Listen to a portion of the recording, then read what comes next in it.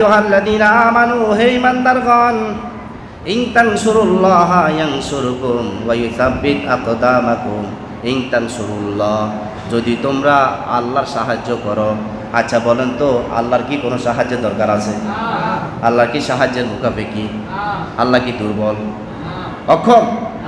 আল্লাহ তাআলা কোনো সাহায্যের দরকার নাই। ইন তানসুরুল্লাহ, যদি তোমরা আল্লাহকে সাহায্য করো। মুফাসসিররা ব্যাখ্যা করেছেন আল্লাহকে সাহায্য করার মানে হলো আল্লাহর দ্বীনকে সাহায্য করা।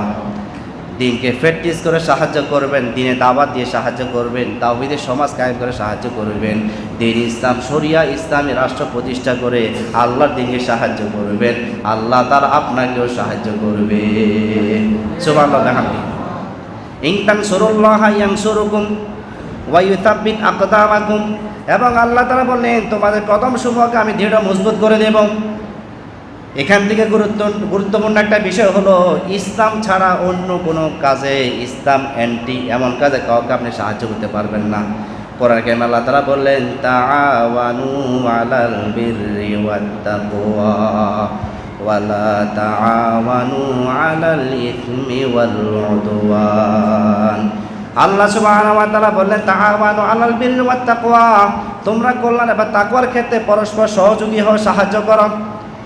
এরপরে অংশ আল্লাহ তাআলা বলেন ওয়ালা তাআওয়ানু আলাল ইসমি ওয়াল উদওয়ান, শত্রুতামি পরস্পরের সাথে শত্রুতামি, মারামারি এবং দুশ্মনী ক্ষেত্রে, গুনাহের ক্ষেত্রে কেউ কাউকে সাহায্য করতে পারবে না। তুমি যদি গুনাহের কাজে মানুষকে সাহায্য করো, সেই গুনাহ তোমার আমলনামায় উঠে যাবে। তাহলে সাহায্য করতে হবে আল্লাহর দ্বীনকে, ঠিক না? আমরা এই দুনিয়াতে এসেছি আল্লাহর দ্বীনকে সাহায্য করে আল্লাহর দ্বীন প্রতিষ্ঠা করার জন্য, ঠিক নয় কি? বলেন না, ঠিক নয় কি? আমরা কি দুনিয়াতে বোকবাদি করার জন্য এসেছি নাকি? বলেন, আমরা কি দুনিয়াতে বোকবাদি করার জন্য এসেছি? নিজের মন মতো চলার জন্য এসেছি? আমরা এই দুনিয়াতে এসেছি শুধুমাত্র আল্লাহ দেওয়া জীবন ব্যবস্থা, ব্যক্তি, সমাজ, রাষ্ট্র, অর্থনীতি, সমাজনীতির, পররাষ্ট্রনীতি সব ক্ষেত্রে বাস্তবায়ন করার জন্য, ঠিক কিনা? এই কাজ যদি আপনি না করেন, কিয়ামতের দিন আপনাকে অবশ্যই আসামিকে আপনাকে দাঁড়াতে হবে। এটা ছাড়া আপনার কোনো কাজ নাই। আল্লাহ বলেন বান্দা তোমাকে আমি বানাইছি আদর যত্ন করে, আমার একটা লক্ষ্য উদ্দেশ্য আছে, আমার একটা মিশন আছে, আমার লক্ষ্য উদ্দেশ্য পূরণ করার জন্য আমি তোমাকে দুনিয়াতে পাঠাইছি। আমেরিকার, ভারতের লক্ষ্য উদ্দেশ্য পূরণ করার জন্য তোমাকে আমি দুনিয়া পাঠাই নাই। যদি তোমার সেটাই করো, মানুষের লক্ষ্য উদ্দেশ্য পূরণ করার জন্য কাজ করো, আল্লাহর কসম আমি তোমাদের উপর রাগ হব, সেই রাগের কারণে তোমাদের উপর আযাব আসতে থাকবে। দুনিয়া ধ্বংস হবে, আখিরাত ধ্বংস হবে। যেভাবে ইব্রাহিম আলাইহিস সালাম হাতভাবে প্র্যাকটিস করে দেখিয়ে দিয়েছেন, নিজের সন্তানকে তরবারের নিচে শুইয়ে দিলেন। একজন নবী ইব্রাহিম আলাইহিস সালাম তার সন্তানকে তরবারের ছায়া নিচে শুইয়ে দিতে পারলে আপনি হলেন ইব্রাহিমের ছেলে সন্তান।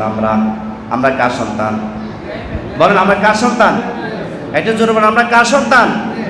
তো আমরা ইব্রাহিম আলাইহিস সালামের সন্তান হয়ে কেন আল্লাহর দ্বীনের জন্য নিজের জীবন, পরিবার সব কিছু উৎসর্গ করতে পারবো না? যতক্ষণ পর্যন্ত উৎসর্গ করবেন না, ততক্ষণ পর্যন্ত আপনার কোনো আমল আল্লাহর দরবারে কবুল হবে। কোরআন কারীমে আল্লাহ তাআলা বললেন কুল ইন্না সলাতি ওয়া নুসুকি ওয়া মাহইয়ায়া ওয়া মামাতি লিল্লাহি রাব্বিল আলামিন। আল্লাহ সুবহানাহু ওয়া তাআলা গ্লোবাল আয়াত ব্যবহার করলেন। ও নবী তুমি বলো, কুল শব্দটি কোরআন কারীমে প্রশ্নের উত্তরে ব্যবহার হয়। কুল ইন্না সলাতি ওয়া নুসুকি, ও নবী তুমি বলো, তাদেরকে সবাইকে শিখাই দাও আমার ইবাদত, আমার কুরবানি, আমার জীবনযাপন, আমার অর্থনীতি, আমার সমাজনীতি, আমার রাজনীতি আগাগোড়া সব হবে কার জন্য? বলে কার জন্য? আল্লাহর জন্য। আল্লাহ শিখাইলেন কুল ইন্না সলাতি ওয়া নুসুকি ওয়া মাহইয়ায়া ওয়া মামাতি, আমার জীবন, আমার মরণ সব কার জন্য?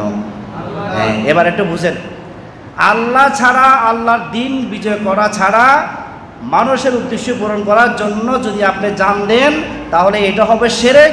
এই শিরকের কারণে আপনি চিরস্থায়ী জাহান্নামে চলে যাবেন। এবার বুঝছেন বিষয়টা? এই জানের মালিক কে? আল্লাহ। বলে এই জানের মালিক কে? আল্লাহ। এই জান আল্লাহর জন্য দিতে হবে, তাহলে মালিকানা হক আদায় হবে।